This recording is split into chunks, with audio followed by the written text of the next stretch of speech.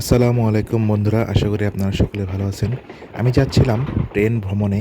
তো সেই দিন ট্রেন ভ্রমণটা করতে এত ভালো লাগছিল যে আমি আপনাদের বলে বোঝাতে পারবো না। আমার সামনে সূর্যটা পশ্চিম দিকে অস্ত যাচ্ছিল। সেই মুহূর্তে আমি ট্রেনের ভিতরে ছিলাম। হঠাৎ দেখলাম একজন ফেরিওয়ালা ট্রেনের ভিতরে খাবার বিক্রি করছে। আমি বুঝতে পারলাম না কেন সে এত মানুষের ভিড়ে খাবার বিক্রি করছে। ট্রেনের ভেতরে আরও অনেকজন ছিল যারা আমার পরিচিত ছিল। তবে খাবার বিক্রেতারা মানুষের মাঝে এতটা বিভ্রান্তি সৃষ্টি করছিল যে এটা মানানসই ছিল না।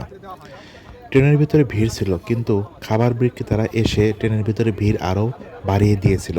এটা সত্যিই খুবই অস্বস্তিকর ছিল।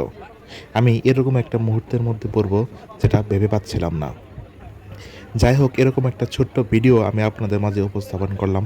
আপনারা হয়তো দেখতে পারবেন ট্রেনের ভিতরে মাঝে মাঝে কীভাবে খাবার বিক্রেতারা বিভ্রান্তি সৃষ্টি করে।